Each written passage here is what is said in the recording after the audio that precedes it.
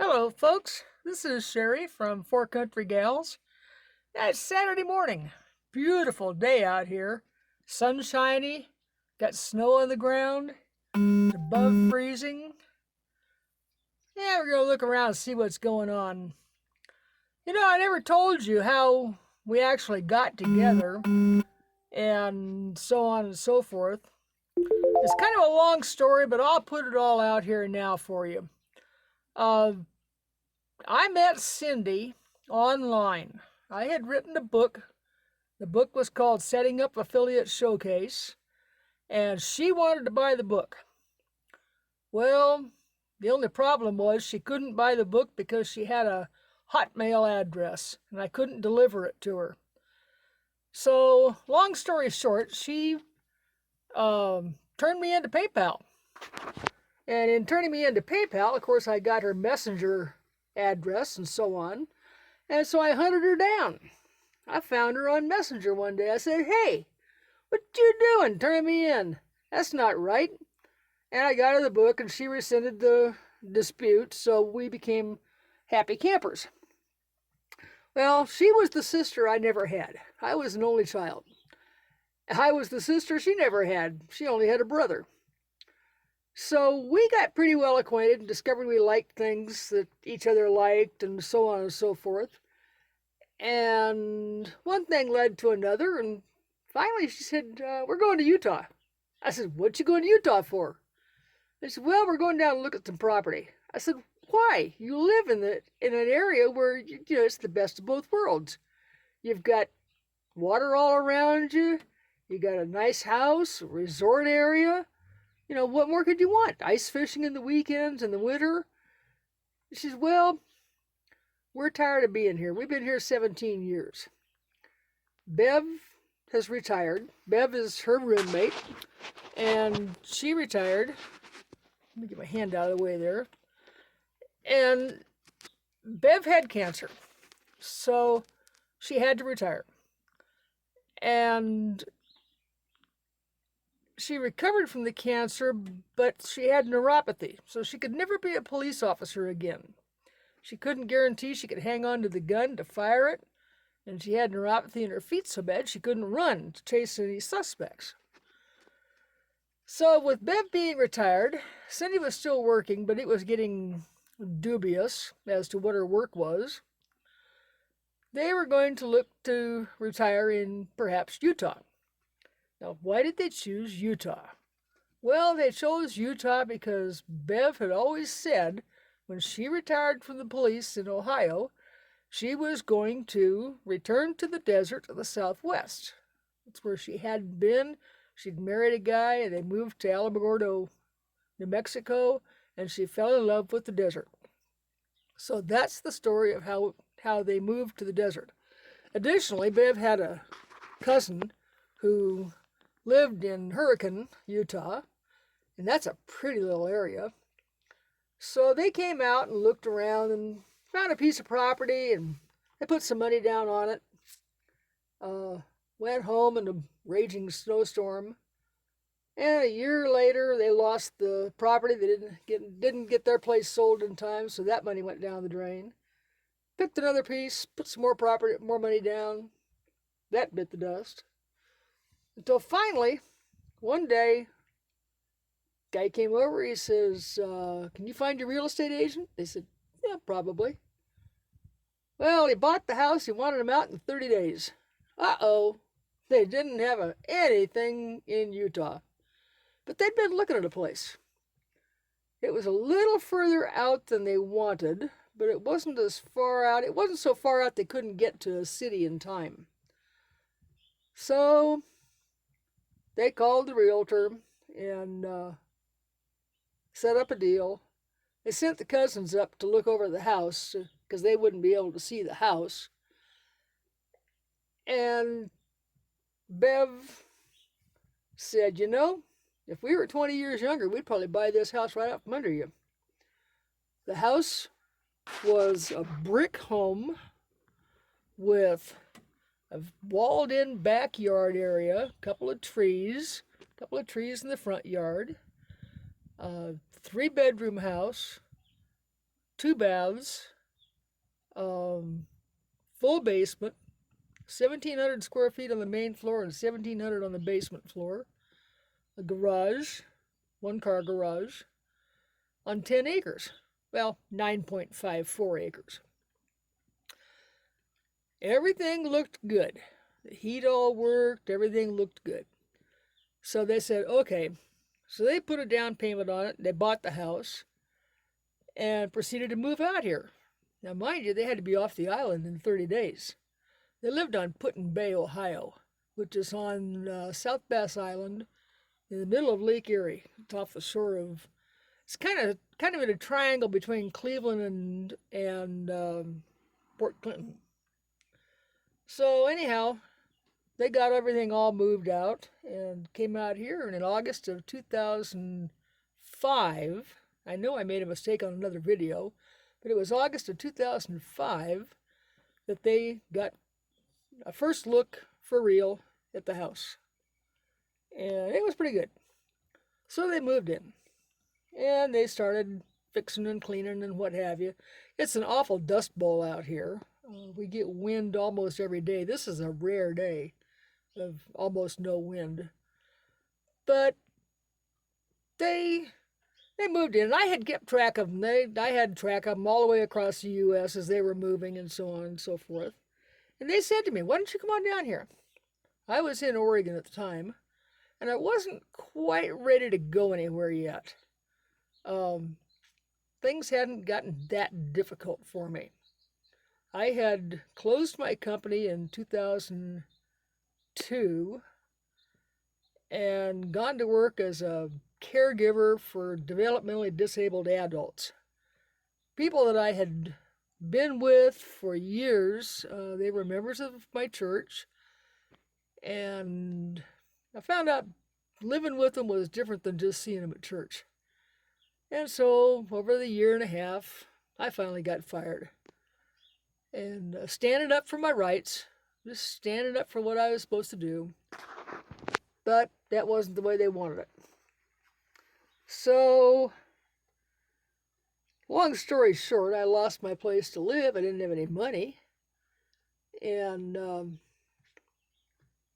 so about a year later, living on the good graces of everybody, I made the decision to leave Oregon, which was my ancestors' homeland. We were 5 generations in Oregon, and moved to Utah. I had been in Utah one time, well, 2 times for conventions. And the first time I couldn't even get a cup of coffee. So I wasn't too sure about this move to Utah, but the girls said, come on down. So I joined them in Utah. And that was interesting, to say the least. Mom came along. Mom got there before I did. Mom got there in October of 2005. I got here in December of 2006. And those are all correcting an earlier video. I was a year off. The first winter, we just kind of survived. It was a snowy winter. I got here, there was snow on the ground in December. About December, maybe 15th or 18th, I think. And it snowed. I really do believe it kept snowing right up to April. And it got cold out here. They had a few animals. They had a couple of horses, a couple of sheep to have to go out and water and feed. But, we got to talking and we said, what are we going to do?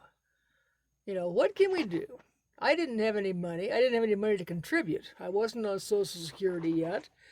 I was a flat, broke-ass woman Marine, which is a bad way to be. I had no money. I had nothing. Came down with the clothes on my back and my dog. That's all I had. So I told him, I said, well, there's got to be a way to make this farm earn some income. At least until I can get on my Social Security. So we got to working on it and figured out that, well, we very quickly became known as the Four Country Gals. That was our nickname. Because there were 4 of us, we were gals, and we were living in the country. Our farm name is actually DHA Family Farms. I don't know if you can see it behind me or not on the trailer. I don't know. I can't see in the camera here. So I said, well, what can we do? Bev said, well, I do photography. I said, cool. Cindy, what can you do? Oh, I don't know. I'm just a jack of all trades and a master of none. Okay. Well, I do marketing. Mom cooks. Mom cooks for the house. Okay. So we figured out maybe we could raise sheep and sell them. So we started expanding our little herd of sheep, our little flock of sheep. Well, we got up to where we had about, I don't know, 9 or 10 ewes and a buck. And we were doing okay. We were selling sheep. We'd sell them for 200 a piece. And we had Muslim students that would come out and buy them and butcher them on site and have a little ceremony and so on and so forth. But the Muslim calendar kept moving forward. It's about 12 days ahead all the time. And it finally got to the point where we couldn't produce the sheep they wanted. They wanted 6-month-old males, and we just couldn't produce them in time. So we gave that up. And we were given a couple of goats by a friend of ours. We'd gone over and done chores for her a couple times and milked her goats and so on and so forth. And she gave us a couple of goats. Well, we had 2 does. Well, we got a buck. We put them together and we had goats. Baby goats are the cutest thing. I have never seen any animal any cuter than a baby goat. So I said, that's it. Goats is it. And they weren't too sure. I said, well, we were going to farmer's market with vegetables. Vegetables weren't really the deal. Everybody had the same vegetables all the time. But we figured out goats. Well, what can we do? We can milk goats. Well, let's see. If we milked goats, we could have a dairy. We could make cheese. We could make soap. Oh, wait a minute. I have an old shopping list from an old Mexican mamacita for cajeta. What the hell is cajeta? Well, cajeta is a caramel sauce, and it is about the best caramel sauce you'll ever taste. So we started raising goats and started milking them in a pretty primitive manner. We didn't have anything at all set to sell. But I made a batch of cajeta, and they all liked it. Said, whoa, this is good stuff. Let's do this. So we had made friends with the inspector. And so I started quizzing him and finding out all kinds of information and what have you. And I discovered that we could conceivably make the cajeta for a year or so and give it away. Oh, a market test. So that's what we did. 2012, we made cajeta. We put it in little 4-ounce jars and just gave it to anybody who wanted it. We took donations to kind of cover the cost of ingredients. And we found out we had a lot of people liked it. So we said, okay, now we're going to do this right. So I wrote a business plan, and we got to work building a kitchen. We needed to have a commercial kitchen. Now that was a better deal than cheese, because in cheese we needed to have a commercial cheese room. Now each one of those, the container, we used a container, which you've seen some pictures of, 20-foot container. We turned it into a commercial kitchen. We framed in the inside, put in stainless steel equipment, sinks, tables, things like that. And pretty soon we had a commercial kitchen that suited the inspector just fine. So we were off and running. So we started selling cajeta. And then we started making soap, because our soap maker had passed away. And then we started making paw wax, because we had too much beeswax. We have bees And every year the bees die because it's so cold in the winter. We haven't figured out how to keep them warm enough to survive yet. So every year we have excess beeswax and no honey. So we started making a product called Paw Wax, which is for your puppy's paws, their pads, so they don't get injured in the snow and ice and on the hot pavement and stuff. Well, human beings discovered they liked it for their fingers and hands and elbows and any old dry spot, so we started marketing it to people too. We still call it Paw Wax, but it's marketed to people too. They can bond with their puppies just right when they can. So that's where we are today. We're still making cajeta, we're still making soap, and we're still making Paw Wax. But Utah changed their laws last year in 2019 to where raw milk was much more available than it had been. It had been illegal. You couldn't have raw milk, you couldn't sell raw milk, you couldn't give it away.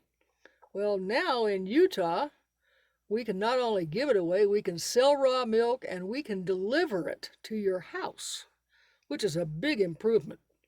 So we have a raw milk dairy. We put in a quick chiller in the kitchen that chills our milk down in a half an hour and keeps it good for 10 days. So we now qualify with the state of Utah for a raw milk dairy. And we are expanding on that this year. We're going to market it better and see if we can't get more sales for raw milk, raw goat milk. It's good stuff. I can teach you how to make cheese, teach you how to make soap. I don't think I'll teach you how to make cajeta right away, mainly because you don't have time. I tell people that if they want to make cajeta, they got to have two things.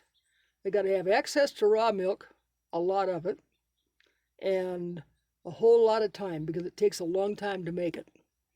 So that's what we're doing, and that's the story of the Four Country Gals' life in a nutshell. Now, if you like this video, be sure to subscribe and hit that button down there, that bell, so you get a message every time I put up a new video. Also, be sure to like this video. And we'll see you next time. Bye-bye.